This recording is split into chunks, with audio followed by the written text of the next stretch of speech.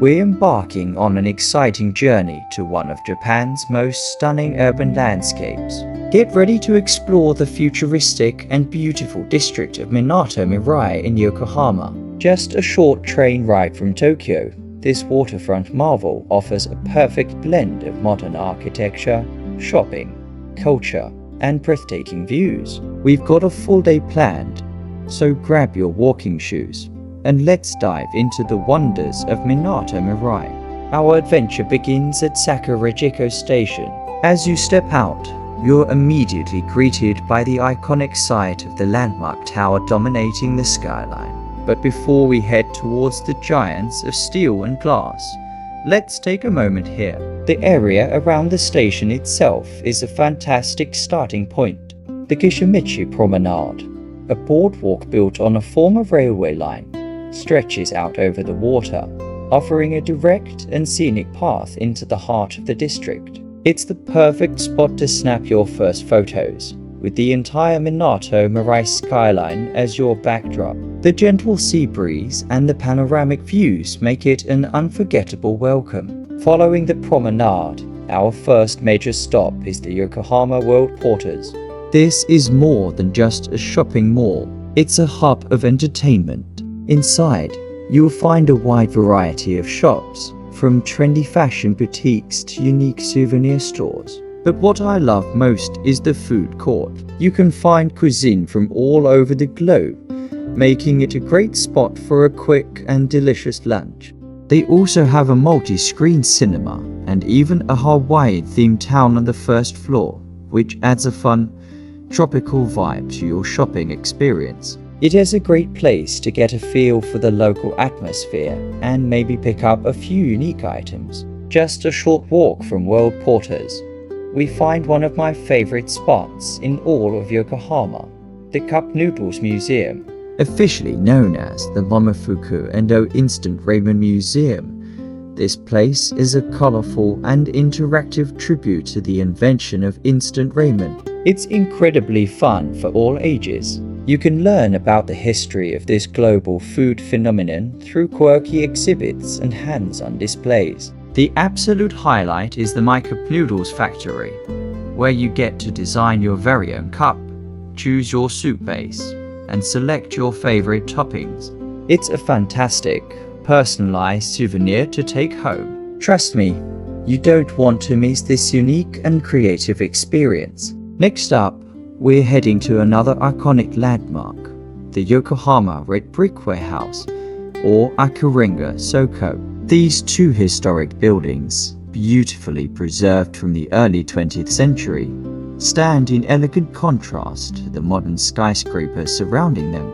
Originally serving as customs buildings, they have been masterfully repurposed into a vibrant cultural and commercial space. Inside, you'll discover a collection of charming independent shops, artisan boutiques, and cozy cafes. The warehouses also host various events and festivals throughout the year, from German-style Christmas markets in winter to outdoor concerts in the summer.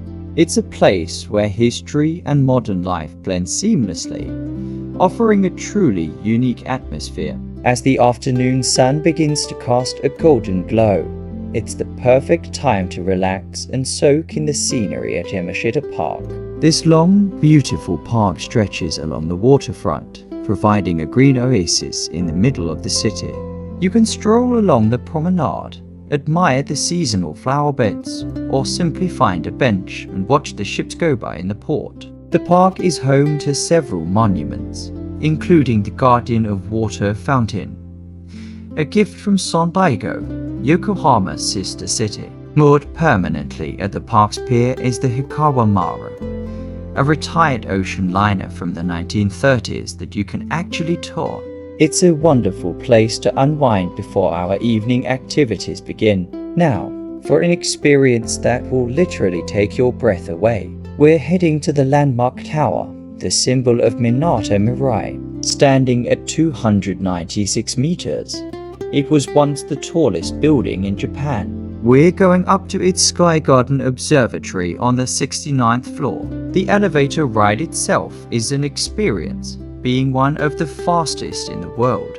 Once you reach the top, you're rewarded with an incredible 360-degree view of Yokohama, the bay, and on a clear day, you can even see Mount Fuji and the Tokyo skyline in the distance. The perspective from up here is simply stunning, and it gives you a true sense of the scale and beauty of the entire region. As evening descends, Minato Mirai transforms into a dazzling wonderland of lights, and there is no better way to experience it than by taking a ride on the Cosmo Clock 21. This giant Ferris wheel is part of the Cosmo World amusement park and doubles as one of the world's largest clocks. Each gondola offers a private viewing capsule for your 15-minute rotation. The ride provides a spectacular, glittering view of the city lights reflecting on the water. The way the buildings, the Bay Bridge, and the surrounding lights all come together is pure magic. It's an incredibly romantic and mesmerizing experience, and the perfect way to see the district from a different, more dynamic perspective. For dinner, Minato Mirai offers an endless array of choices. If you're looking for a special dining experience, Queen Square, which is connected directly to the landmark tower, has a fantastic selection of upscale restaurants with incredible views. You can find everything from traditional Japanese kaiseki to exquisite French and Italian cuisine. For something a bit more casual, the lower floors of the Landmark Plaza have dozens of eateries catering to all tastes and budgets. Whether you're craving sushi, tempura, or a hearty bowl of ramen, you'll find something delicious to satisfy your appetite while enjoying the vibrant evening atmosphere. As our day in Minato Mirai comes to a close, let's take one last walk along the waterfront. The area near the Intercontinental Hotel, with its sail-like design, is particularly beautiful at night. The reflections of the city lights on the calm bay water create a scene that is both peaceful and awe-inspiring. It's the perfect final moment to reflect on a day filled with exploration, discovery, and stunning sights. Minato Mirai is a testament to brilliant urban planning, a place where innovation, history, and nature coexist in perfect harmony. It's a destination that truly captivates the imagination and leaves you with lasting memories. And that's a wrap on our incredible day exploring Minato Mirai in Yokohama. From interactive museums and historic warehouses to soaring skyscrapers and dazzling Ferris wheels, this district has it all. I hope this guide has inspired you to visit and experience its wonders for yourself. What was your favorite part?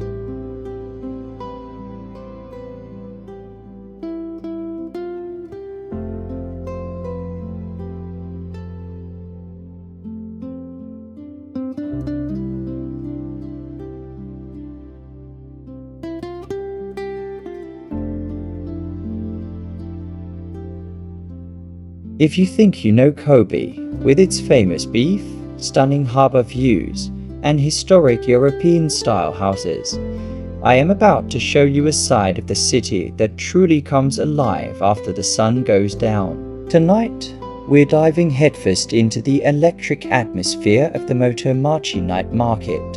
So grab your wallets and your sense of adventure, because we're about to experience Kobe's vibrant culture after dark. Our journey begins just as twilight starts to paint the sky. Motomachi, already a famous shopping district by day, undergoes a magical transformation. The regular storefronts close, but the streets don't go quiet. Instead, they burst into a kaleidoscope of light and energy. Rows of colorful lanterns are strung up, casting a warm, inviting glow over everything. The air, once filled with the daytime hustle, now buzzes with a different kind of excitement. It's a symphony of sizzling food, cheerful chatter, and lively music. This isn't just a market, it's a full-blown street festival, and it happens right here in the heart of Kobe. As we step into the main thoroughfare, the first thing that hits you is the sheer variety. The Motomachi Night Market is a beautiful blend of old and new, local and international.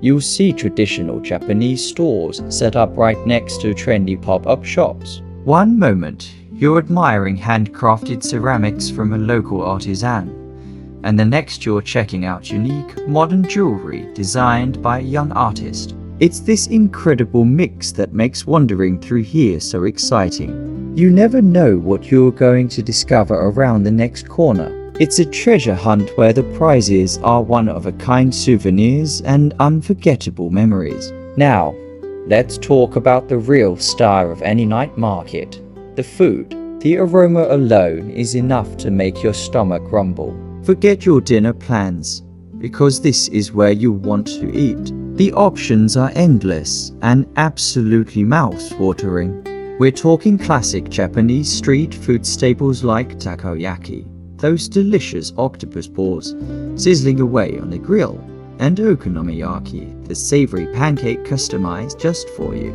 You can smell the sweet soy glaze of yakitori chicken skewers from a mile away. And oh, the karaage, crispy, juicy Japanese fried chicken that's just irresistible. But it's not just the classics. The Motomachi market is a culinary playground. I found stores selling everything from spicy Taiwanese-style sausages to cheesy Korean hot dogs. And for those with a sweet tooth, you're in paradise. There are freshly made crepes filled with fruit and cream, taiyaki fish-shaped cakes with sweet red bean or custard filling, and even colorful candied apples that look almost too pretty to eat.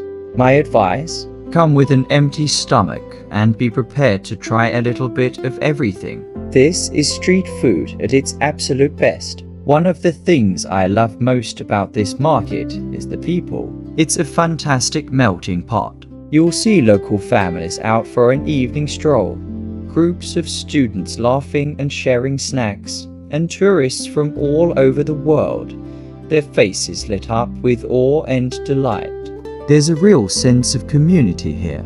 Everyone is friendly, and the store owners are always happy to chat, explain their products, or recommend their favorite dish. It's this warm, welcoming vibe that truly captures the spirit of Kobe. It feels less like a commercial event and more like a giant neighborhood party where everyone is invited. Beyond the food and shopping, the market is a hub of entertainment. As we walk deeper, we can hear music getting louder. Often, you'll find a small stage set up with live performances. It could be a local band playing upbeat pop songs, a traditional drummer putting on a powerful show, or even a street magician wowing the crowds with incredible tricks. These performances add another layer of energy to the atmosphere. People gather around, clapping and cheering, completely absorbed in the moment. It's pure, spontaneous fun, and it makes the experience so much more dynamic and engaging. Let's take a closer look at some of the unique crafts you can find here. Unlike mass-produced souvenirs, many of the items at the Motomachi night market are handmade by local artisans. I am looking at a stall right now that sells beautiful tanuki traditional Japanese hand towels with intricate patterns. They're perfect as a decoration or a practical souvenir. Over there, a craftsman is selling delicate kanzashi, the ornamental hairpins traditionally worn with kimonos. Watching him work is mesmerizing. These aren't just products. They're pieces of Japanese culture and artistry that you can take home with you. It's a chance to support local creators and own something truly special.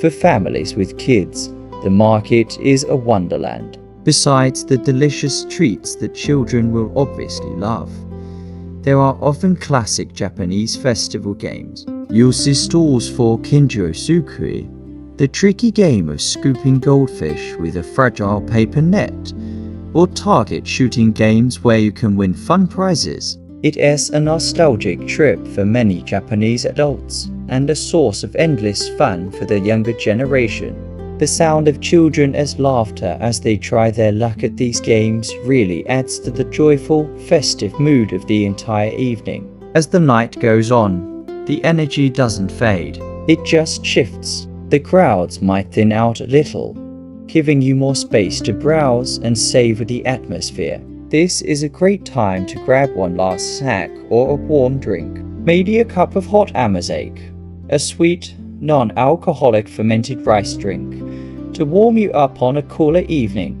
Find a spot to sit for a moment, watch the remaining crowds pass by, and just soak it all in. The twinkling lights, the lingering smell of delicious food, the hum of happy conversations. It's a truly magical sensory experience. So, if you're planning a trip to Kobe, or even if you live here and have never been, I cannot recommend the Motomachi Night Market enough. It's more than just a place to shop and eat. It's a vibrant, living celebration of Kobe's culture, creativity, and community. It's an experience that engages all your senses and leaves you with a warm, happy feeling. It shows you a different, more relaxed and festive side of this incredible city. Forget the fancy restaurants for one night and come get lost in the wonderful chaos of the market. You'll discover the true heart of Kobe beating right here on these streets after dark.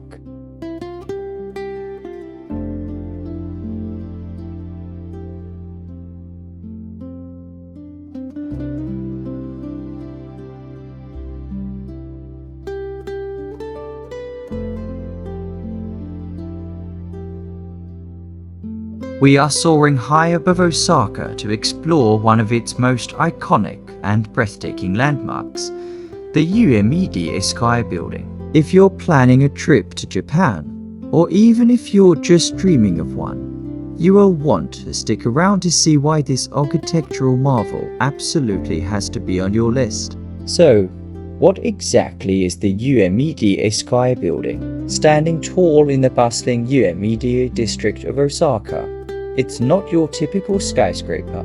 It's actually two 40-story towers connected at the very top by a massive, ring-shaped observation deck called the Floating Garden Observatory. This unique design makes it look like a futuristic portal to another world. And trust me, the experience is just as magical as it looks. Getting there is part of the adventure. It's about a 10-minute walk from Osaka Station. And as you get closer, the sheer scale of the building is just awe-inspiring. You'll walk through a pretty cool underground tunnel to reach the base, which feels like you're entering a hidden world. Once inside, your journey to the top begins.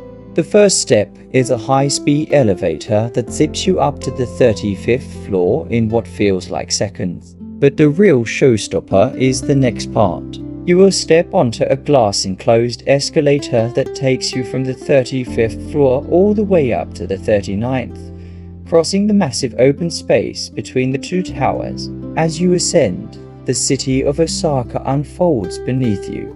It's a surreal and slightly thrilling experience, feeling like you're floating through the sky. Day or night, this escalator ride is one of the most memorable parts of the visit. Once you reach the top, you'll find yourself on the 39th and 40th floors, which house the indoor observation area, a cafe, and a gift shop. The indoor deck has huge floor-to-ceiling windows, offering spectacular panoramic views of the city. You can relax here with a coffee, take in the sights, and just appreciate the incredible engineering that surrounds you. There are plenty of comfortable seating areas, making it a great spot to just chill and soak it all in, no matter the weather. But the real treasure is one floor up. Welcome to the Floating Garden Observatory. This is a 360-degree, open-air observation deck. Stepping out here, 173 meters above the ground, is an incredible feeling. You're completely exposed to the elements, with the wind in your hair and an unobstructed, jaw-dropping view of Osaka in every direction. You can see the city's rivers, bridges, endless buildings, and on a clear day, you can even spot the distant mountains and Awaji Island. One of the most debated questions is when to visit, day or night. Honestly, both are amazing for different reasons. During the day, you get a clear, detailed view of the city's layout. You can trace the Yoda River as it winds its way to the sea and pick out other famous landmarks. It is a fantastic way to get your bearings and appreciate the sheer size of the Osaka metropolitan area. But at night, the city transforms into a glittering sea of lights. The view is absolutely mesmerizing. The neon signs of the city, the endless strings of car lights, and the illuminated buildings create a scene straight out of a science fiction movie. It's incredibly romantic and a favorite spot for couples. In fact, there is a special spot on the deck called the Lumi Deck where the floor glows with luminescent stones, creating a magical, starry path as you walk. It's perfect for that unforgettable photo opportunity. If you can time your visit for sunset, you truly get the best of both worlds. You can watch the sky change from blue to fiery shades of orange and pink, and then witness the city lights begin to twinkle on one by one. It's a truly magical transition, and in my opinion, the ultimate UMED sky building experience. Just be sure to check the sunset times and arrive a little early to get a good spot, as it's a popular time to visit. Beyond the views, the UMED Sky building offers more to explore. In the basement, you'll find the Takemi Koji Gourmet Street, a replica of an old Showa-era Osaka street from the early 20th century. It is a super charming and nostalgic alleyway filled with fantastic restaurants serving up delicious local cuisine like okonomiyaki and kushikatsu. It's the perfect place to grab a bite to eat after your sky-high adventure. And the vintage atmosphere is a fun contrast to the futuristic vibe of the observatory above. For those who love a bit of trivia, the building was designed by the acclaimed architect Hiroshi Hara and completed in 1993. It was originally conceived as part of a larger City of Ib project with 4 interconnected towers, but what we see today is the stunning result of that ambitious vision. It's not just a viewpoint. It's a piece of architectural history. Another unique feature is the heart-shaped padlocks. Couples can purchase a padlock, write their names on it, and lock it onto a special fence at the observatory as a symbol of their love. It's a sweet tradition and adds to the romantic atmosphere, especially in the evening. So, to sum it up, why is the UMED Sky building a must-visit? It's more than just an observation deck. It's an architectural wonder, a thrilling experience, and it offers what are arguably the best views of Osaka. From the futuristic escalator ride to the open-air deck and the charming retro restaurant street in the basement, it offers a complete and unforgettable experience. Whether you're a photographer looking for the perfect shot, a couple seeking a romantic evening, or a traveler wanting to see Osaka from a new perspective, this place has something for you. The combination of modern design, stunning natural beauty at sunset, and the sparkling urban landscape at night makes it a truly special destination.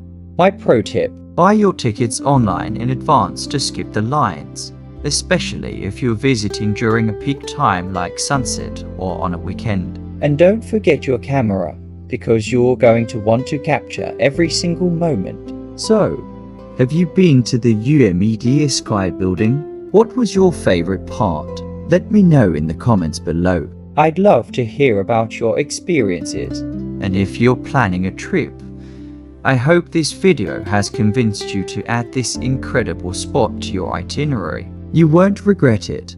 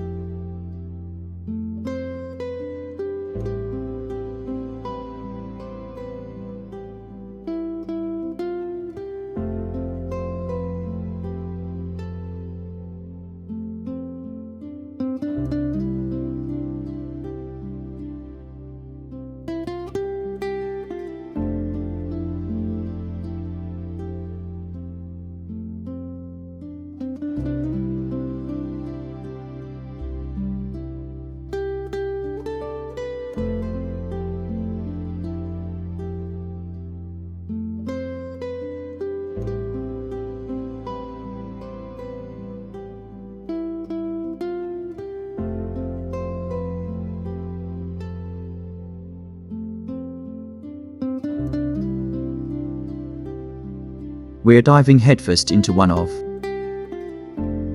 Japan's most vibrant and electrifying districts.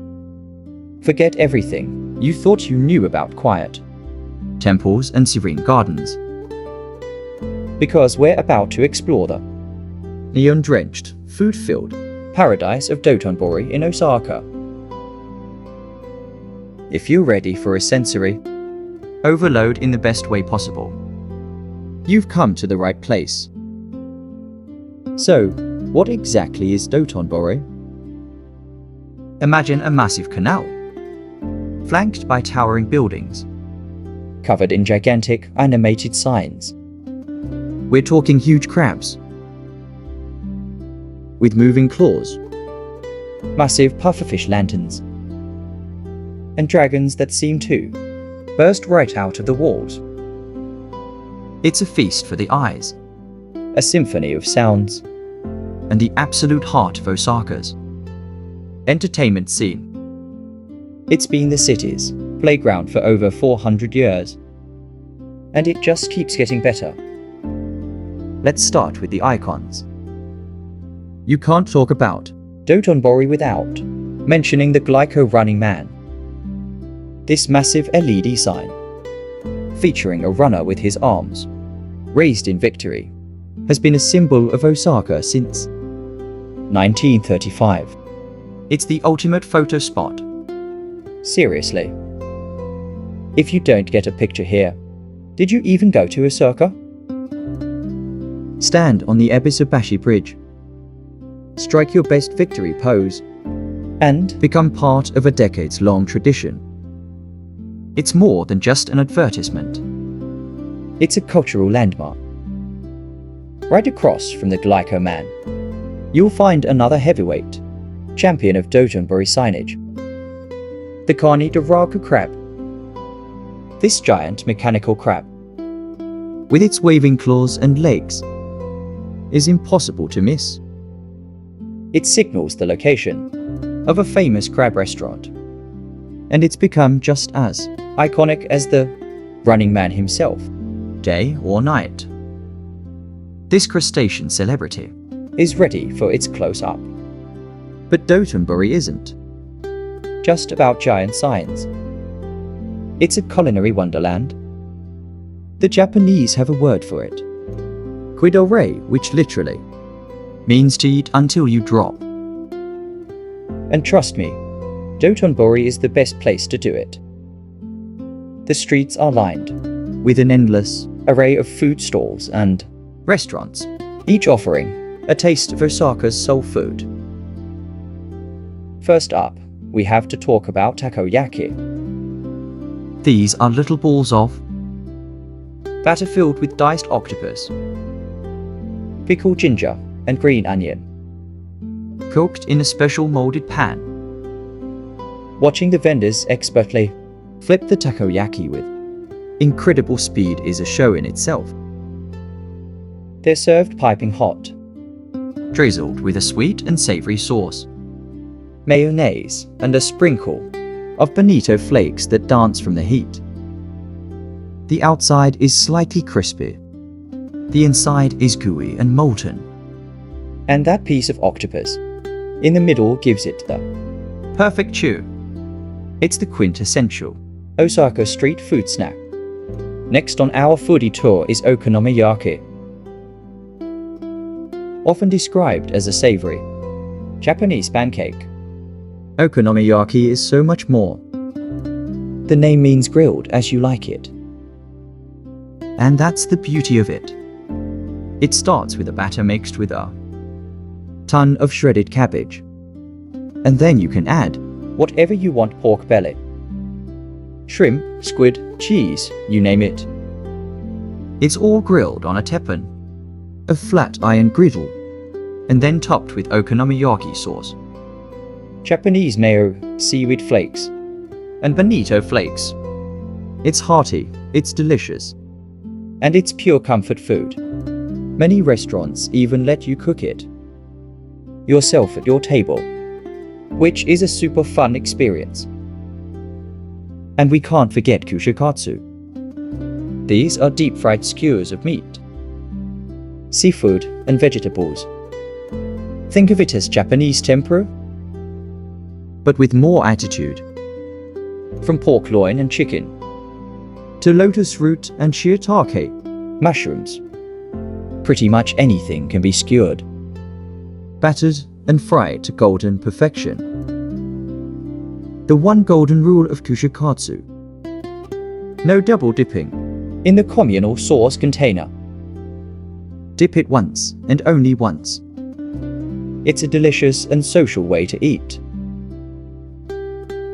Grabbing skewer after, skewer and sharing with friends. For those with a sweet tooth, Dotonbori has you covered. Look out for stores selling melon pan ice cream sandwiches.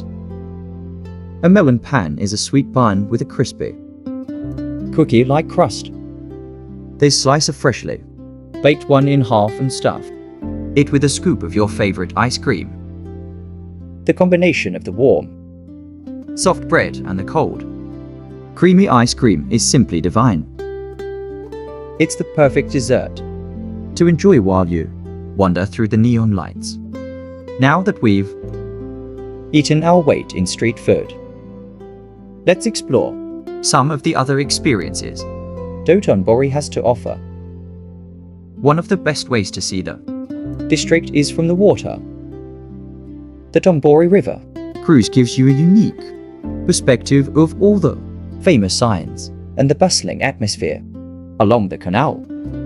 The 20-minute boat ride is especially magical at night. When the entire area is illuminated, you'll glide past live music performances, cheering crowds, and all those iconic billboards, feeling the incredible energy of the city from a whole new angle. If you're looking for some more traditional culture amidst the modern chaos, just a short walk from the main drag is the Hozenji-Yokocho. This is a narrow, stone-paved alleyway that feels like you've stepped back in time. The alley is lined with traditional restaurants and bars, and at its heart is the Hozenji Temple. Here you'll find a famous moss-covered statue called Mizuke Fudo. Worshippers pour water over the statue to make a wish, and over the years, a thick, beautiful coat of moss has grown all over it. It's a serene, peaceful little oasis right next to the wild energy of Dotonbori. It's a beautiful contrast and a reminder of Osaka's deep history. Let's talk about shopping. Dotonbori is connected to the Shinsaibashi Suji shopping arcade, a massive covered street that stretches for about 600 meters. This is one of Osaka's premier shopping destinations. You'll find everything here, from high-end department stores and international fashion brands to quirky, independent boutiques, souvenir shops, and drugstores packed with Japanese beauty products. It is the perfect place to walk off all that food and maybe find a unique souvenir to take home. Whether you're a serious shopaholic or just browsing, the lively atmosphere is infectious. As the sun sets, Dotonbori truly comes alive. This is when the district earns its nickname as Osaka's Neon Wonderland. The reflections of the giant signs dance on the surface of the canal, creating a mesmerizing, almost surreal landscape. The sounds of sizzling food, cheerful vendors, and excited crowds all blend into a unique urban soundtrack. This is the best time to just wander. Get lost in the side streets and soak it all in. Here's a pro tip for you. While the main Dotonbori street is incredible, don't be afraid to explore the smaller alleys branching off from it. You will often find hidden gems, tiny ramen shops with only a few seats, cozy izakayas where locals unwind after work, and quirky little bars with tons of character. This is where you can get a more authentic taste of Osaka. Nightlife. Strike up a conversation with the person next to you, try some sake, and experience the famous friendliness of the Osakan people. And what about entertainment? Dotonbori is packed with it. You'll find countless arcades filled with claw machines and the latest video games, karaoke bars where you can sing your heart out, and even comedy clubs. Osaka is known for its unique brand of humor, and catching a show can be a hilarious, albeit confusing, experience if you don't speak Japanese. But the energy alone is worth it. There's also the Shochikuza Theater, which hosts traditional kabuki performances, offering a glimpse into Japan's classical performing arts. So, to recap our journey through Dotonbori, we posed with the Glyco Man, marveled at the giant crab, stuffed ourselves silly with takoyaki, okonomiyaki and kushikatsu, took a magical boat ride down the canal, made a wish at a mask-covered temple, and shopped till we nearly dropped. It's a place that assaults your senses in the most delightful way possible. It's loud, it's bright, it's a little chaotic, but it's bursting with life and an energy you won't find anywhere else. Dotonbori isn't just a tourist spot. It's the beating heart of Osaka. It's a testament to the city's love for good food, good fun, and living life to the fullest. Whether you're a first-time visitor to Japan or a seasoned traveler, a trip to Dotonbori is an absolute must. It perfectly captures the spirit of Osaka: bold, welcoming, and unapologetically fun. So, what do you think? Are you ready to dive into the neon wonderland of Dotonbori? Let me know in the comments below what you'd be most excited to try or see.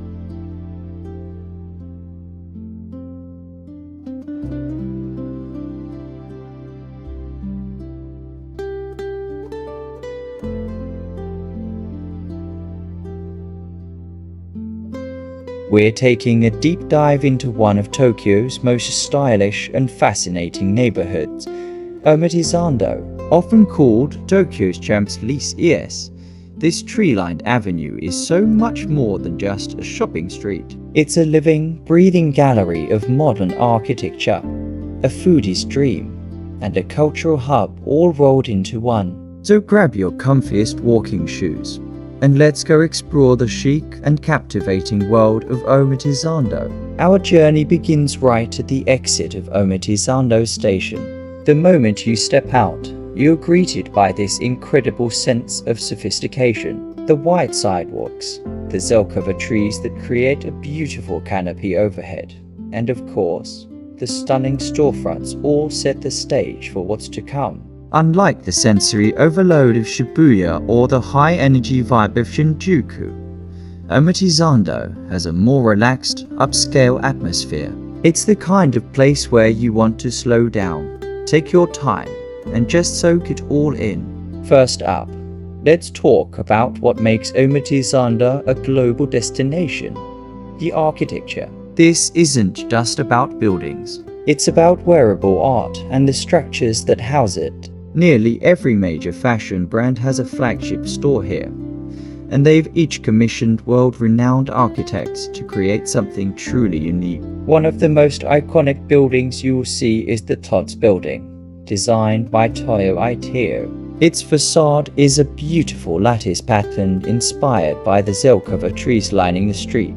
It's not just a wall, it's a structural element that blends seamlessly with the natural environment. It looks different depending on the time of day, as the light filters through the crisscrossing concrete branches. It's a perfect example of how architecture here isn't just functional, it's art. Just a short walk away, you can't miss the Teal Building, a masterpiece by the firm Sana. It looks like a delicate, glowing lantern at night. During the day, its translucent outer layer gives it this ethereal, almost cloud-like quality. It's sleek, minimalist, and incredibly elegant, perfectly reflecting the brand's identity. You'll find yourself just staring at it, trying to figure out how it all works. And then there's the Prada building, designed by Herzog and D. Meuron. This is one of the most photographed spots in the area. It's a 6-story glass crystal with a unique diamond-shaped grid pattern. The glass panels are a mix of convex, concave, and flat surfaces, which creates this mesmerizing, distorted reflection of the city around it. Stepping inside feels like entering a futuristic jewel box. Even if you are not shopping, visiting these buildings is like going to a free, open-air architectural museum. Each one tells a story and competes for your attention in the most beautiful way. Of course, Omotesando is a shopping paradise. You'll find all the luxury giants here: Louis Vuitton, Gucci, Chanel. But it's not just about high fashion. One of the main hubs is Omotesando Hills, a massive shopping complex designed by the legendary Tadao Ando. What's amazing about this place is its interior. It features a continuous, spiraling ramp that wins its way up 6 floors, mimicking the slope of the actual Omotesando Avenue. It is designed so you can browse all the shops without ever having to take stairs or an escalator. It's a brilliant piece of design that makes the shopping experience feel seamless and exploratory. Inside, you'll find a mix of international brands, Japanese designers, and great restaurants.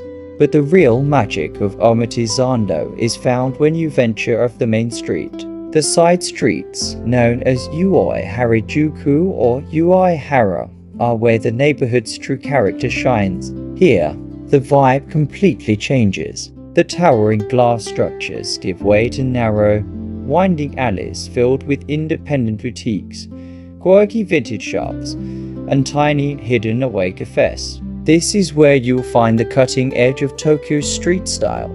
You can spend hours just getting lost in this maze, discovering unique pieces you won't find anywhere else. It's a fantastic contrast to the polished luxury of the main avenue. One of my favorite spots to wander is Cat Street. It's a pedestrian-friendly lane that connects Omotesando with Shibuya. It's lined with trendy streetwear brands, second-hand clothing stores, and plenty of cool spots to grab a coffee or snack. The energy here is youthful and creative. You'll see fashion students, skaters, and artists all mingling. It is the perfect place for people watching and getting a sense of what is currently trending in Tokyo. Now, let's talk about food, because exploring all this architecture and fashion is bound to make you hungry. Omotesando has an incredible culinary scene that caters to every taste and budget. For a classic Omotesando experience, you have to try one of the many stylish cafes. Places like Aoyama Flower Market Tea House are famous. It's a cafe inside a flower shop, so you're literally surrounded by beautiful blooms while you sip your tea and enjoy a parfait. The atmosphere is just magical. If you're craving something sweet, this area is dessert heaven. You'll find famous pancake spots with lines at the door, gourmet chocolate shops, and stores specializing in everything from popcorn to caramel. One must try is the CRPs. Just a short walk towards Harajuku, you'll find the iconic CRP stands. They're filled with everything you can imagine, from strawberries and cream to cheesecake and ice cream. It's a quintessential Tokyo street food experience. For a more substantial meal, Omotesando has you covered. There are high-end restaurants with Michelin stars, cozy ramen shops tucked away in the back streets, and fantastic vegan and vegetarian options. One great spot is Tonkatsu Maison, located in a converted public bathhouse. They serve some of the best tonkatsu, or deep-fried pork cutlet, in Tokyo. The building itself is beautiful, and the food is absolutely delicious. It's a real institution. Beyond the shopping and food, Omotesando is also a cultural hotspot. The Nizu Museum is a must-visit. It houses a stunning collection of Japanese and East Asian art, but the real star of the show is its vast, traditional Japanese garden. It's an oasis of tranquility right in the middle of the city. You can wander along stone paths, cross little bridges over koi ponds, and relax in one of the several tea houses scattered throughout the garden. It's the perfect place to escape the hustle and bustle and reconnect with nature. It's hard to believe such a peaceful, expansive garden exists just steps away from the busy main street. Another interesting spot is the Oti Memorial Museum of Art, which specializes in ukiyo-e, or Japanese woodblock prints. They have a massive collection and rotate their exhibitions monthly, so there's always something new to see. It is a fantastic way to get up close with famous works by artists like Hokusai and Hiroshige. As the sun starts to set, Omotesando transforms once again. The architectural masterpieces light up, creating that magical, futuristic cityscape. The restaurants and bars start to fill up, and a sophisticated evening energy takes over. It's a great time to find a rooftop bar, grab a drink, and watch the city glow. The views from up high, looking down on the stream of lights along the avenue, are just breathtaking. So, to sum it up, Omotesando is a neighborhood of incredible contrasts. It's where high fashion meets street style, where modern architecture coexists with traditional Japanese gardens, and where you can have a Michelin star meal or a simple, delicious CRP on the street. It's a place that invites you to look closer, to appreciate the details, and to discover the beauty in both the grand and the small. Whether you're an architecture enthusiast, a dedicated fashionista, a foodie, or just someone looking to experience a different side of Tokyo, Omotesando has something for you. My advice? Give yourself plenty of time. Don't rush. Wander off the main path, get lost in the side streets, and let the neighborhood reveal its secrets to you. That's where the real adventure begins.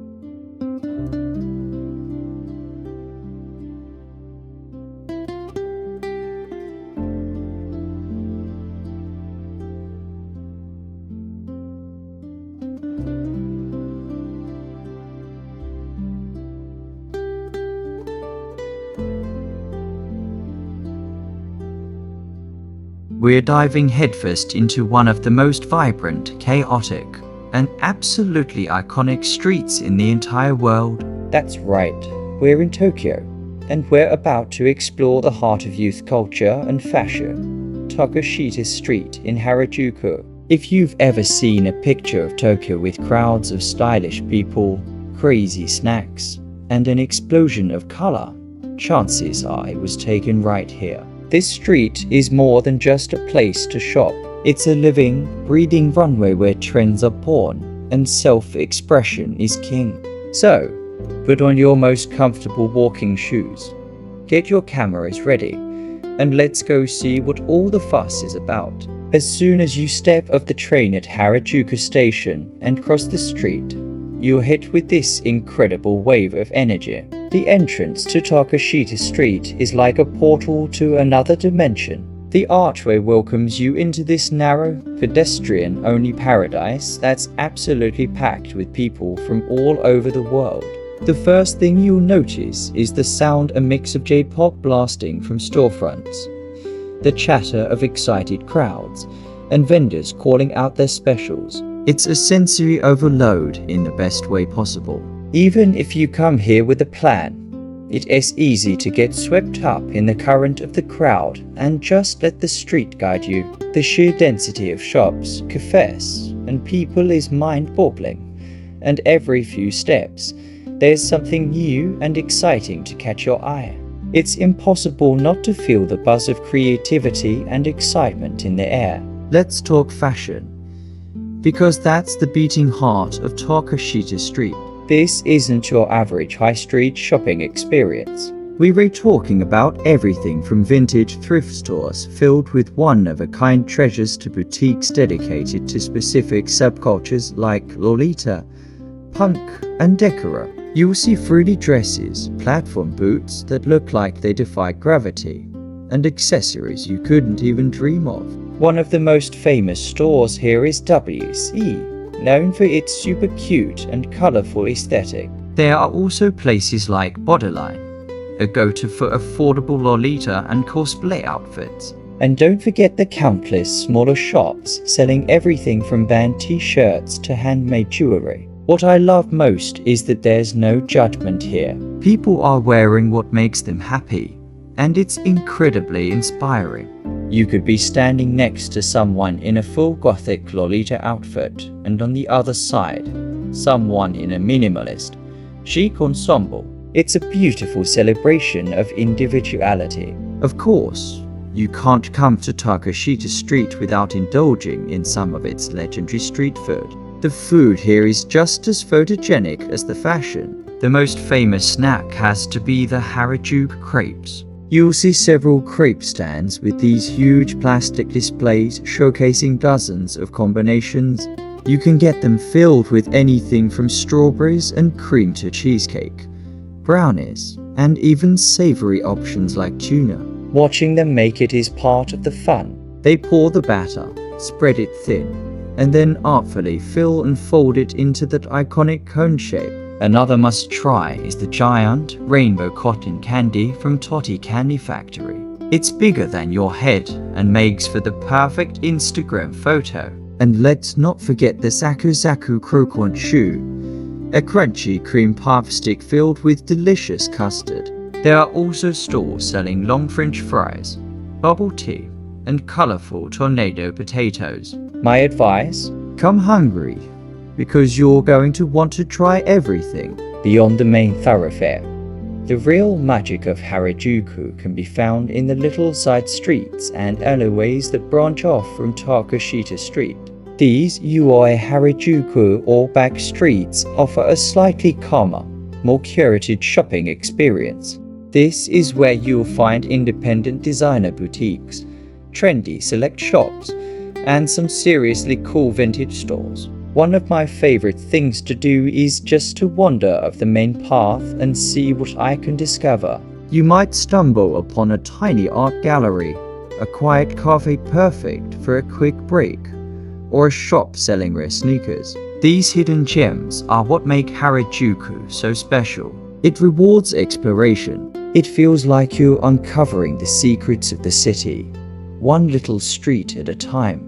It's a completely different vibe from the joyful chaos of the main street, but it's just as essential to the Harajuku experience. Another huge part of the Takashita street culture is the Purikura photo booths. These are not your average passport photo machines. Purikura is a Japanese phenomenon. You and your friends cram into a booth, take a series of photos against a green screen, and then move to a decorating station. This is where the real fun begins. You can add digital stamps, cute borders, sparkly effects, write messages, and even enlarge your eyes and smooth your skin to achieve that classic kawaii look. It's a super fun and cheap souvenir to remember your day. You'll see groups of students and friends laughing as they decorate their photos. It's a quintessential Japanese youth experience, and I highly recommend trying it. The machines are usually located on the upper floors of game centers or in dedicated Purikura shops, so keep an eye out for them. It's a perfect way to capture the fun and playful spirit of Harajuku. Now, let's talk about some of the unique character and theme shops you can only find here. Takashita Street is home to several stores dedicated to popular characters. For example, there's a Disney store with exclusive Japan merchandise, and you'll often find pop-up shops for the latest anime or Sanrio characters.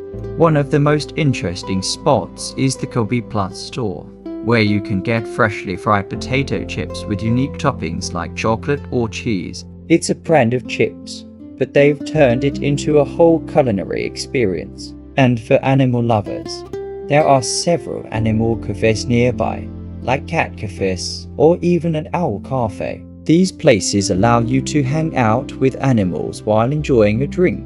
It's important to check that these cafes are ethical and prioritize the animals' well-being, but they are a very popular part of the Harajuku scene. These unique concepts are what set Takashita Street apart. It's not just shopping, it's an entertainment district. So, what are my top tips for anyone planning a visit? First, try to come on a weekday if you can. Weekends are incredibly crowded, to the point where it can be difficult to even walk. The street is a completely different experience when you have a bit more room to breathe. Second, bring cash. While many larger stores accept credit cards, a lot of the smaller food stores and indie shops are cash only. Third, wear comfortable shoes. I can't stress this enough. You will be doing a lot of walking and standing. And finally, have an open mind. Be ready to see things you've never seen before. Try foods you've never heard of, and just soak in the unique atmosphere. Don't be afraid to step into a store that looks intimidating or try on an outfit that is outside your comfort zone. That's what Harajuku is all about. As our day on Takashita Street comes to an end, it's easy to see why this place has captivated the world. It's a whirlwind of fashion, food, and fun. It's a place where creativity runs wild, and everyone is free to be themselves. From the cutting-edge fashion in the boutiques to the delicious crepes on the street, every corner of this iconic road has a story to tell. It's a living museum of youth culture that's constantly changing and evolving, yet it always maintains that unique, energetic spirit. Whether you're a hardcore fashionista, a foodie on the hunt for the next viral snack, or just a curious traveler looking to experience a different side of Tokyo, Takashita Street has something for you. It's more than just a street. It's an experience, a feeling, and a memory you will never forget.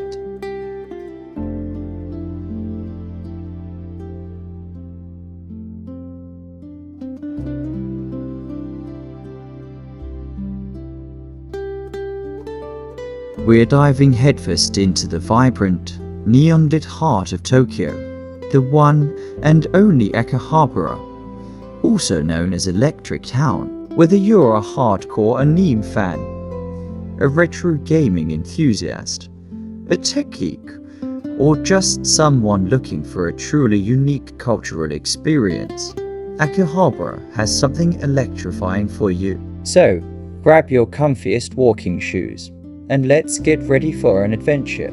Our journey begins the moment you step out of Akihabara Station. Immediately, you're hit with a sensory explosion. Towering buildings are plastered with giant billboards of the latest anime characters, J-pop music blasts from every storefront, and the streets are buzzing with energy. It's a bit overwhelming at first, but that's all part of the charm. The main street, Churudori, is the perfect place to start. It's closed to traffic on Sunday afternoons, turning into a pedestrian paradise. This is when you can really soak in the atmosphere, take some incredible photos, and get a feel for the sheer scale of the place. First up, let's talk tech. Akihabara earned its Electric Town nickname for a reason. After World War II, this was the go-to spot for black market radio parts. Today, it's a paradise for anyone looking for electronics. You've got massive department stores like Yodobashi Camera and BIC Camera, which are multi-story giants selling everything from the latest smartphones and cameras to high-end audio equipment and home appliances. The variety is just staggering. But the real treasure hunt happens in the smaller alleyway shops. Tucked away from the main drag, you'll find tiny stores specializing in niche components like cables, transistors, and LEDs. It's a tinkerer's dream. Even if you're not planning to build a robot from scratch, It's fascinating to see the building blocks of modern technology all laid out. Of course, for many people, Akihabara is synonymous with anime and manga, and you won't be disappointed. Stores like Animate and Gamers are meccas for fans. These multi-floor buildings are packed to the ceiling with manga volumes, Blu-rays, character merchandise, art books, and soundtracks. You can literally spend hours just browsing the shelves. One of my favorite things to do is just wander through the aisles and see what is popular, discover new series, and admire the incredible artwork on display. You'll find everything from mainstream hits like One Piece and Jujutsu Kaisen to more obscure indie titles. Don't forget to check out the Gakapon machines, those capsule toy dispensers you see everywhere. For just a few hundred yen, you can get a fun, random souvenir. It's addictive, so consider yourself warned. Now, let's talk about something truly unique to Akihabara: figure and model collecting. The sheer craftsmanship of some of these figures is breathtaking. Stores like Amyami and Mandarake have massive collections of both new and second-hand figures. Mandarake is particularly famous. It's a huge multi-story complex that feels more like a museum or an archive than a store. It deals in all things otaku culture, including vintage toys, rare manga, and collectibles that you just won't find anywhere else. Hunting for a rare figure or a classic manga from your childhood here is an adventure in itself. Even if you're not a collector, it's incredible to see the artistry and detail that goes into these pieces. Feeling a bit nostalgic? Akihabara is a time machine for gamers. While you can find the latest PlayStation and Switch games everywhere, the real magic is in the retro gaming scene. Head to a store like Super Potato. The moment you walk in, you're greeted by the iconic 8-bit theme music of classic games. The walls are lined with vintage consoles and cartridges, from the original Famicom and Super Nintendo to the SCG Genesis and even the Neo Geo. They have everything. You can find games you haven't thought about in decades. On the top floor, there's even a retro arcade where you can play these classics on original hardware. It is a pure shot of nostalgia and a must-visit for anyone who grew up with a controller in their hands. Speaking of arcades, you can't come to Akihabara without visiting one of its legendary game centers. These places are loud, bright, and incredibly fun. You'll see rows upon rows of crane games or UFO catchers filled with adorable plushes and cool prizes.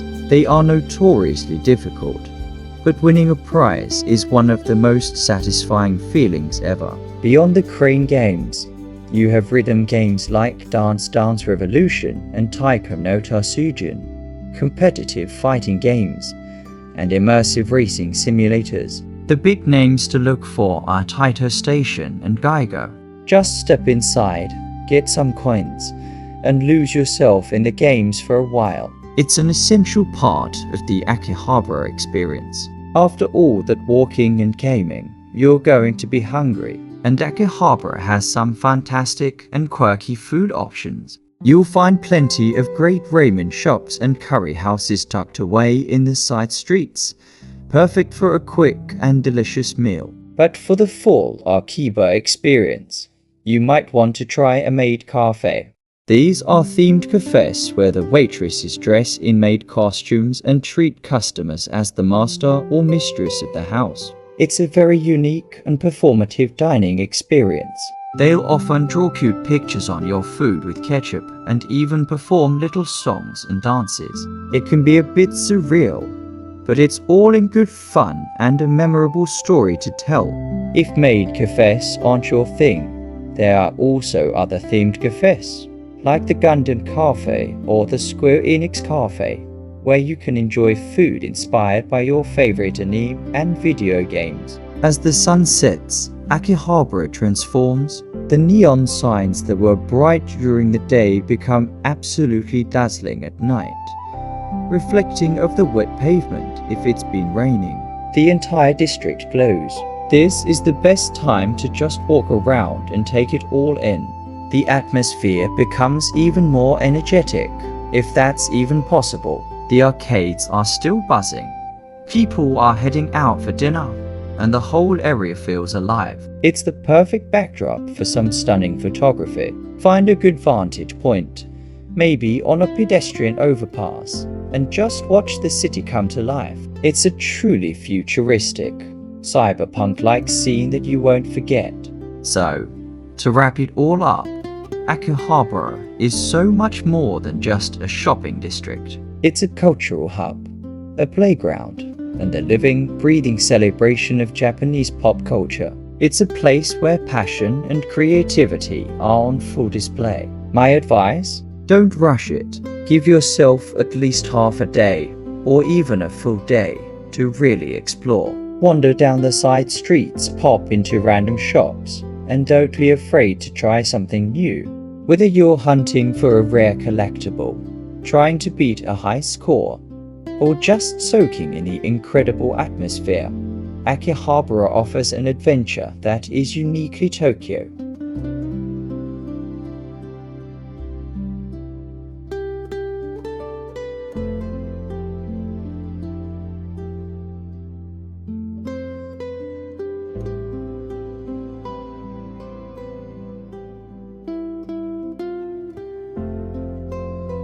We're diving deep into the heart of Tokyo's electric town, the one and only Akihabara. If you're a fan of anime, manga, video games, or just anything tech-related, this is your paradise. But with so many shops packed into these vibrant streets, where do you even begin? It can be overwhelming, I know. That's why I've put together my ultimate guide to the 5 must-visit shops in Akihabara. So grab your wallets, and let's get started on this epic shopping adventure. First up on our list is a true giant of Akihabara, and that's Yodobashi Camera Multimedia Akiba. Seriously, you can't miss it. This place is a 9-story behemoth located right next to the station, and it's a tech lover's dream come true. From the latest cameras and computers to high-end audio equipment and home appliances, they have it all. But it's not just about electronics. They have floors dedicated to toys, video games, models, and even a massive selection of stationery. What I love about Yodobashi is the experience. You can try out almost everything before you buy it. Want to test that new mirrorless camera? Go for it. Curious about the sound quality of those expensive headphones? You can listen right there. It's incredibly hands-on. Plus, the staff are super knowledgeable. Even if your Japanese is a bit rusty, they often have English-speaking staff who can help you out. And don't forget, they offer tax-free shopping for tourists, so bring your passport. You could easily spend half a day just exploring this single store. Oh, and the top floor. It's a restaurant floor with tons of delicious options. Perfect for refueling after a long shopping session. Next, we're heading to a store that's practically a landmark for retro gamers, Super Potato. If you grew up with a Nintendo, SCGA Genesis, or any classic console, prepare for a major nostalgia trip. Walking into Super Potato is like stepping into a time machine. The narrow aisles are stacked floor to ceiling with games and consoles from decades past. You'll find everything from the original Famicom and Super Famicom to the SCGA Saturn and Dreamcast. They have rare, mint-condition games in their original boxes, as well as bargain bins filled with loose cartridges. It's a treasure hunt every single time you visit. Even if you're not planning to buy anything, it's worth visiting just to see the incredible collection. The top floor has a retro arcade where you can play some of the classic games you just saw for sale. The chiptune music, the flashing lights, the sound of button mashing, it's an atmosphere you won't find anywhere else. Super Potato is a living museum of video game history, and an absolute must-visit for any gamer, young or old. Our third stop is for all the anime and manga fans out there. It's Animate, the largest anime and manga chain store in Japan. The Akihabara main store is huge and packed with the latest and greatest from the world of Japanese animation. Each floor is typically dedicated to a different category. You'll find floors for new manga releases, character goods, CDs, DVDs, VLU-rays, and art books. They have an incredible selection of merchandise, from keychains and clear files of your favorite characters to exclusive items you can only get at Animate. This is the place to go if you're looking for goods from the current season's hottest anime. They also frequently host special events, like autograph sessions with voice actors or themed pop-up cafes, so be sure to check their schedule before you go. It's a vibrant, exciting place that really captures the energy of anime culture. If you want to immerse yourself in what's popular right now in Japan, Animate is your one-stop shop. Now, let's talk about figures. If you're a collector of anime figures, statues, or model kits, then our fourth destination is heaven on earth. I'm talking about the Aomiyami Akihabara Radio Kaikan store. While Aomiyami is a massive online retailer, their physical store in the famous Radio Kaikan building is a must-see. This is where you can see all those beautiful figures you've been eyeing online, right in front of you. They have an astounding selection, from price figures to high-end scale figures from manufacturers like Good Smile Company and Alta. The displays are immaculate, letting you appreciate the craftsmanship and detail of each piece. What makes Aomiyami special is that they carry both new releases and POA-owned items. The PI-owned section is fantastic for finding older, sold-out figures at a reasonable price. The items are meticulously checked, so you can trust the quality. It's a great place to browse, discover new series, and finally pick up that grail figure you've been searching for. Trust me, even if you just window shop, the artistry on display is incredible. Finally, for our fifth and final spot, we're going somewhere a little different. It's not a single giant store, but a collection of tiny, hyper-specialized shops.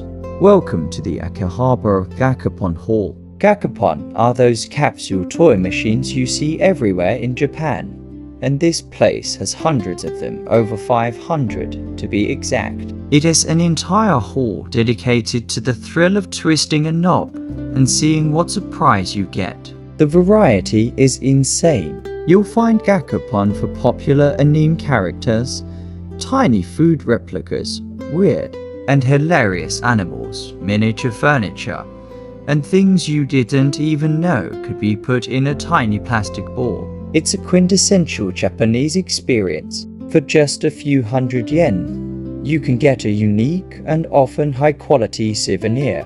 It's fun for all ages. I always make it a point to stop by and spend 1,000 yen or so just to see what I get.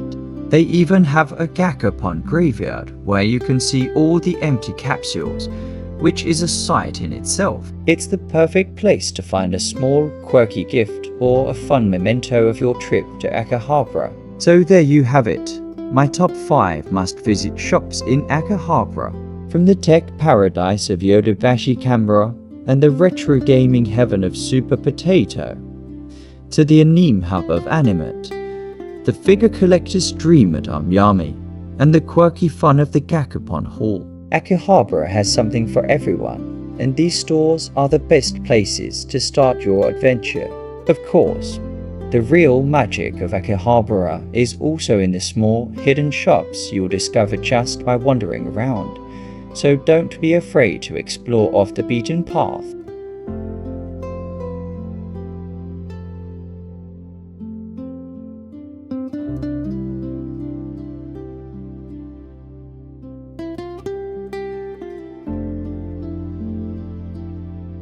We're taking a deep dive into one of Tokyo's most iconic and dazzling neighborhoods, Ginza. Often called the Champs-Élysées of Tokyo, Ginza is so much more than just a shopping district.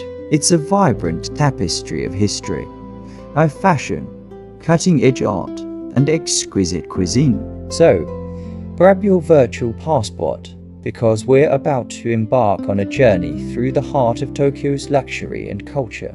Our adventure begins right in the middle of it all, at the famous Ginza Home intersection. Look at this. It's one of the most expensive pieces of real estate in the world. Dominating the corner is the iconic Waco building, with its elegant clock tower. This isn't just a department store, it's a symbol of Ginza itself, a landmark that has watched over this district since the 1930s. Across the street, you'll see the sleek, modern glass facade of the Ginza Place building. This contrast between classic and contemporary is what makes Ginza so fascinating. Now, let's talk about what Ginza is most famous for: shopping. The main street, Churudori, is lined with the flagship stores of almost every luxury brand you can imagine. From Chanel and Dior to Louis Vuitton and Gucci, it's a fashion lover's paradise. But it's not just about international names. Ginza is also home to some of Japan's most prestigious department stores. Take Mitsukoshi, for example. It's Japan's oldest surviving department store chain, and its Ginza location is legendary. Stepping inside is like entering another world. The service is impeccable, a concept known as omotenashi, which is all about wholehearted hospitality. And don't even get me started on the basement food hall, or Depachika. It is a culinary wonderland filled with everything from delicate wagashi sweets to gourmet bento boxes and artisanal sake. Another must-visit is Ginza 6, one of the newer and largest complexes in the area. It's a masterpiece of modern architecture. Inside, you'll find not only high-end boutiques but also incredible art installations. They often feature works by world-renowned artists, making your shopping trip feel like a visit to a contemporary art museum.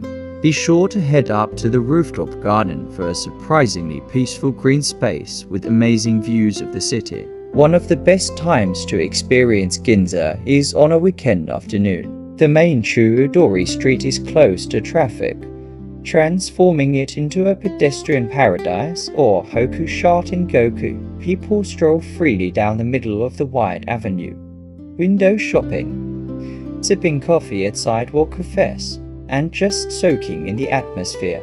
It's a unique Tokyo experience that feels both grand and wonderfully relaxed. But Ginza's charm isn't limited to its main thoroughfare. The real magic often happens when you wander off into the smaller side streets and alleys. Here, you'll discover a different side of Ginza. You'll find tiny family-run shops that have been here for generations, selling traditional crafts like exquisite calligraphy brushes, handmade paper, and beautiful ceramics. It's in these quiet corners that you can truly feel the history of the district, which was once the site of a silver coin mint in the Edo period. That is actually where the name Ginza comes from, meaning silver mint. Let's explore some of these hidden gems. For stationery lovers, a visit to Kyoto is a must. Founded in 1663, this store is a treasure trove of beautiful paper, incense, and calligraphy supplies. The scents and textures transport you to another time. Then there's Otoya, a multi-story paradise for anyone who loves pens, paper, and design. Each floor has a different theme, from fountain pens to travel journals. It's so much more than a store. It's an experience. Now, you can't talk about Ginza without talking about its incredible art scene. The district is packed with art galleries, ranging from small, independent spaces to major corporate galleries. The Shiseido Gallery, for example, is one of the oldest in Japan and often showcases avant-garde and contemporary Japanese artists. The Ginza Graphic Gallery is another fantastic spot, dedicated entirely to graphic design.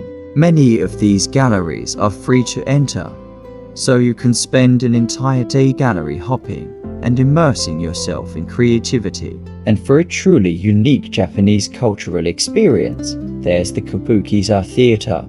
This magnificent building is the principal theater for traditional kabuki drama.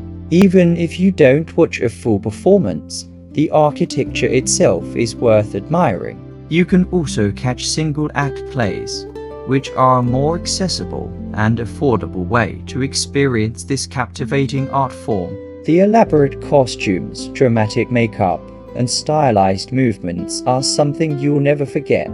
As the sun begins to set, Ginza transforms once again. The neon lights flicker on, and the district's legendary culinary scene comes to life. Ginza boasts more Michelin-starred restaurants than almost any other neighborhood in the world. It is the pinnacle of fine dining in Tokyo. Here, you can find some of the most revered sushi counters on the planet, where master chefs, or itami, turn fresh fish into edible art.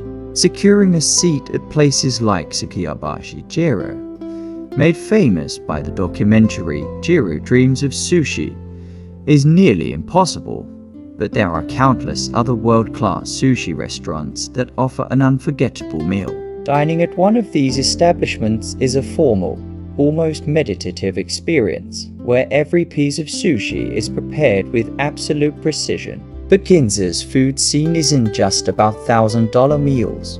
You can also find fantastic tempura, sukiyaki, and unagi restaurants that have been perfecting their craft for decades. And for something a bit more casual, tucked away in the alleys are cozy ramen shops and yakitori bars where you can enjoy a delicious, down-to-earth meal. One of my favorite things to do is find a small izaka, a Japanese-style pub, and enjoy some small plates with a cold beer, watching the city's salarymen unwind after a long day.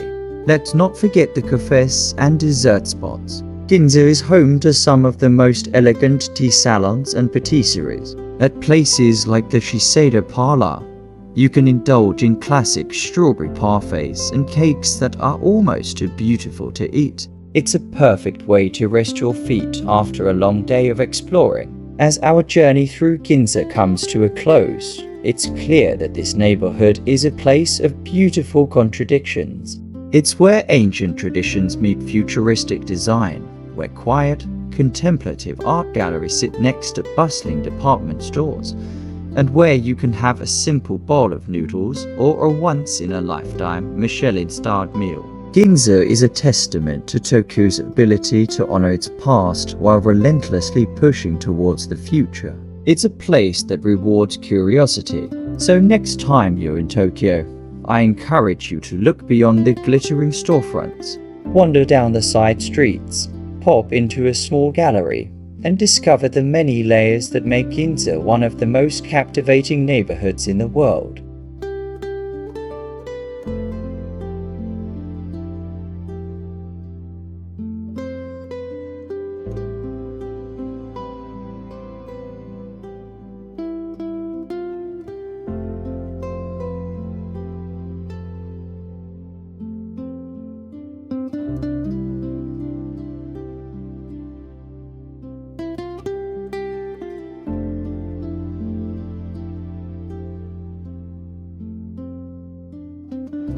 We're diving deep into the heart of Tokyo.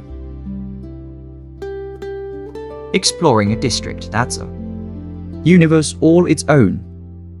Get ready, because we're about to embark on the ultimate adventure in Shinjuku. Whether you're a first-time visitor or a seasoned Japan traveler, Shinjuku has something that will absolutely blow your mind. It's a place of incredible contrasts, where serene gardens meet towering skyscrapers and quiet, traditional alleyways hide, just steps away from the world's busiest train station. So, what makes Shinjuku the quintessential Tokyo experience? It's the sheer energy. It's the variety. It's a city within a city. And we're going to show you how to conquer it all. From iconic landmarks and hidden gems to the best food and unforgettable nightlife.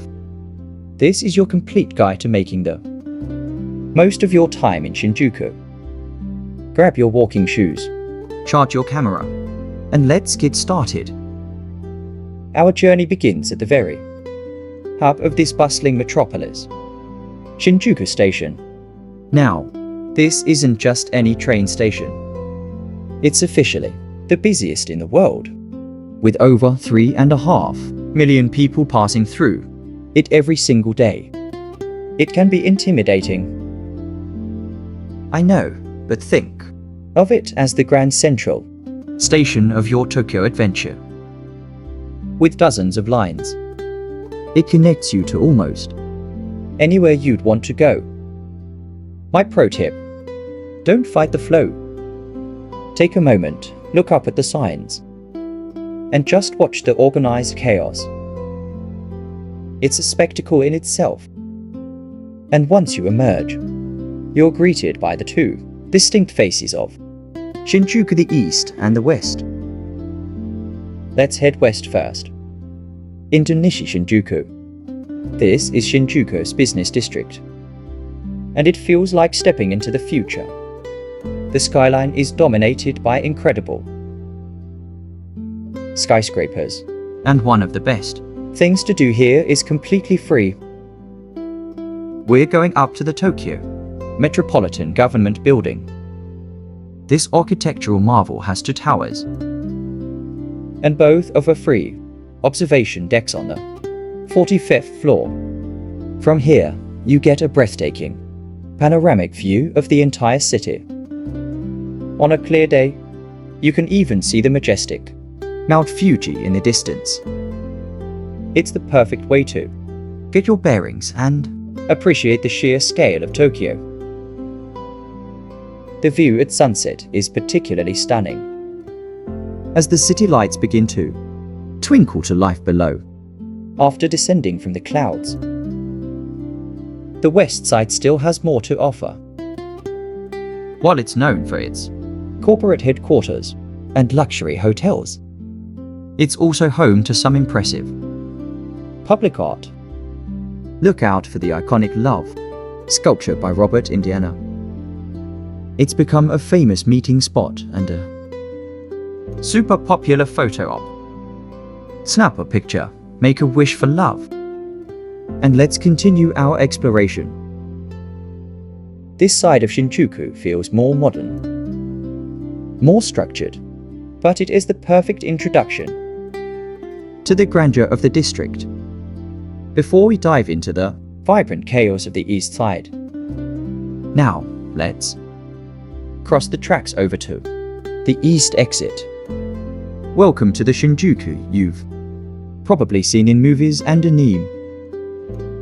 This is the entertainment and shopping heart of the district. The energy here is electric. Neon signs light up the sky. Music spills out from every storefront, and the streets are packed with people ready for a good time. One of the first places you will likely see is the massive cross-screen display with the famous 3D cat. It's a perfect example of Japan's blend of technology and cuteness, and it's impossible not to stop and watch. The main drag here is Shinjuku Dori, lined with huge department stores like Isetan and Marui. Isetan, in particular, is a must-visit. Even if you're just window shopping, head down to the basement floor, known as a Depachica. It's a food lover's paradise. You lines find everything from exquisite pastries and gourmet chocolates to traditional Japanese delicacies and beautiful bento boxes. It's a feast for the eyes and the stomach. You can easily grab a fantastic meal to go right here. But Shinjuku isn't just about massive department stores. For all the tech lovers out there, you've got giant electronic stores like BIC Camera and Yodobashi Camera, where you can find floors upon floors of the latest gadgets, cameras, games, and more. It's easy to lose hours just browsing the endless aisles. as day turns to night, Shinjuku truly comes alive. And there's one area that embodies its vibrant and slightly gritty nightlife, Kobukicho, named after a planned but never built kabuki theater. This is Japan's largest red light district. But don't let that label fool you. It's also a massive entertainment hub filled with restaurants, bars, cinemas, and arcades. The entrance is marked by a massive red arch, and once you step through, you're in another world. The streets are dazzling with neon, and the energy is palpable. One of the most unique experiences you can have in Kobukicho is the robot restaurant. Well, it's now called Samurai Restaurant, but the spirit is the same. It's less of a restaurant and more of a full-blown sensory overload show with robots, samurais, dancers, and dazzling lights. It's loud, it's chaotic, it's completely over the top, and it's an unforgettable piece of entertainment you only find in Tokyo. It's pure, unadulterated fun. But if giant robots aren't your thing, Kobukicho offers something for everyone. You can catch a movie at the Toho Cinema, famous for the giant Godzilla head peering over the building. You can spend an evening hopping between themed izakayas, which are Japanese-style pubs, or test your skills at one of the many multi-story arcades. It's a place to let loose and just immerse yourself in the nocturnal energy of Tokyo. Now, let's step away from the neon glow and find a more intimate, nostalgic side of Shinjuku. Just a short walk from the main hustle and bustle of Kobukicho lies Golden Gai. This is a fascinating network of 6 tiny, narrow alleys packed with over 200 miniature bars. Each bar has its own unique theme and character, and most can only seat a handful of people at a time. Walking through Golden Gai feels like stepping back in time to the Showa era. It's a preserved piece of old Tokyo. A heads up, some bars are for regulars only, but many are welcoming to tourists. Look for signs in English or pricing displayed outside. It's a fantastic place to have a quiet drink, strike up a conversation with the bartender or fellow patrons, and experience a completely different kind of nightlife. It's cozy, it's atmospheric, and it's one of my favorite spots in all of Tokyo. And for an even more local feeling experience, let's head to Omoido Kocho. The name translates to memory lane, but it's more famously known as Piss Alley, a rustic nickname from its post-war past. Don't worry, it's much cleaner now. This is another network of narrow alleyways, but instead of bars, it's filled with tiny yakitori stalls. Yakitori is grilled chicken skewers, and the air here is thick with the delicious, smoky aroma. Squeeze into a seat at one of the small counters, order a beer, and point at whatever looks good on the grill. It's a wonderfully authentic and delicious dining experience. Shoulder to shoulder with local office workers unwinding after a long day, feeling the need for a bit of peace and quiet after all that excitement. Shinjuku has an oasis for that too.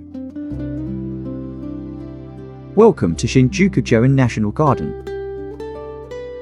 This is, without a doubt, one of the most beautiful parks in all of Tokyo. For a small entrance fee, you get access to a massive, impeccably maintained garden that features 3 distinct styles: a traditional Japanese Landscape garden with ponds and bridges. A formal French garden. And a sprawling English landscape garden. It's the perfect place to escape the city's frenzy. You can wander the paths, relax on the lawns, or visit the lovely tea house for some matcha and traditional sweets in the spring. It's one of the best spots in Tokyo for cherry blossom viewing. The variety of cherry trees here means the blooming season is longer than in other places. And in the autumn, the changing colors are just as spectacular. No matter the season, a visit to Shinjuku Joan is like hitting the reset button. It shows you that, even in the heart of the world's largest metropolis, tranquility is never far away. So, as you can see, Shinjuku is a place of endless discovery. It's a microcosm of Tokyo itself, offering everything from futuristic cityscapes and serene nature to wild nightlife and nostalgic alleyways.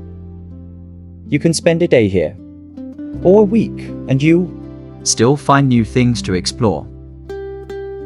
My advice? Come with an open mind and a sense of adventure. Allow yourself to get a little lost. Wander down that interesting looking side street. Try that food you can't pronounce. Shinjuku rewards the curious. It's a place that caters to every taste and budget. You can see incredible views for free. Have a world-class dining experience. Or just grab some delicious skewers for a few hundred yen. That's the magic of Shinjuku. It's a dynamic, ever-changing, and utterly captivating part of Tokyo that truly has something for everyone.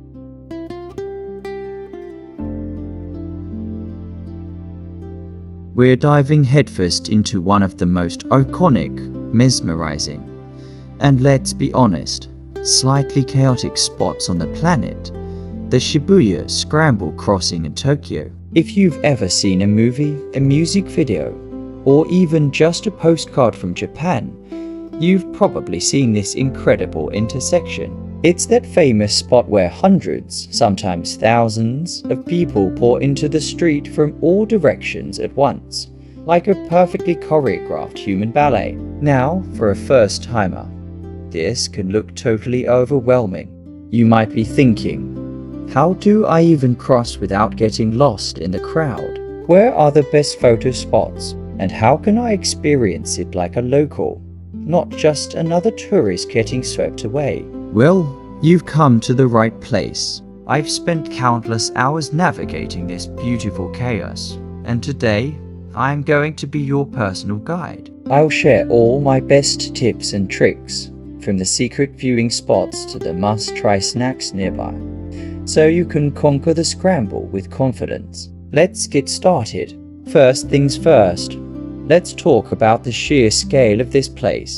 The Shibuya Scramble Crossing is located right outside Shibuya Station's Hachiko exit.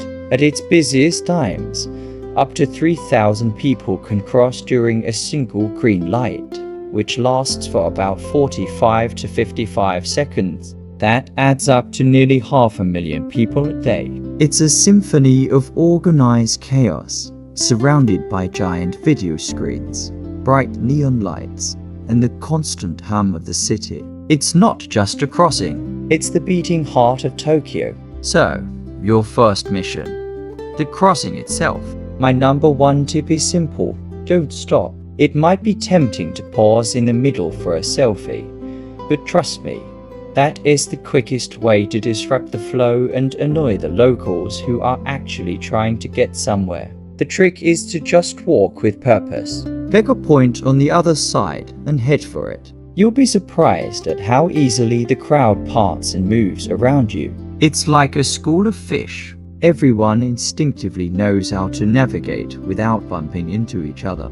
If you want to experience the full force of the scramble, try crossing diagonally. It's the longest route and gives you the most immersive experience. Just keep moving and enjoy the feeling of being part of this massive human tide. Now, once you've made the crossing, where do you go for the best views? Everyone knows about the Starbucks in the Tsuteya building. And yes, the view from the second floor is classic for a reason. It's a fantastic head-on perspective of the entire intersection. But here's the local secret.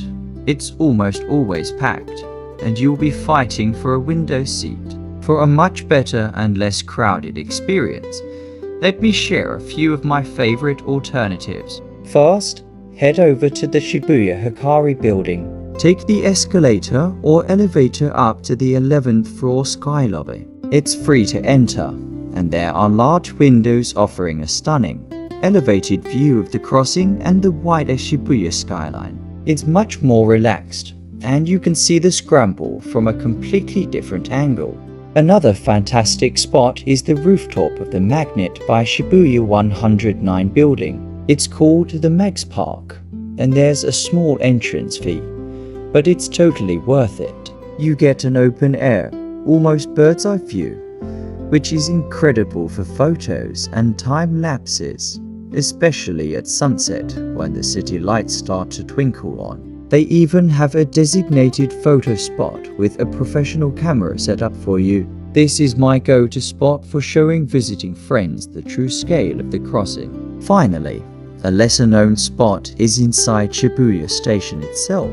There's a walkway connecting the main JR station to the Mark City building. This corridor has huge windows that look directly down onto the scramble. It's completely free, and since most people are just rushing to their trains, you can often find a quiet spot to stand and watch the mesmerizing patterns of people below. It's a great option if the weather is bad or if you're short on time. Of course, no trip to Shibuya is complete without paying respects to Hachiko, Japan's most loyal dog. The famous Hachiko statue is located just outside the station, right near the crossing. It's a super popular meeting spot, so it's always surrounded by people. Hachiko waited for his owner at this very spot every day, even for years after his owner passed away. It's a touching story and a symbol of loyalty for all of Japan.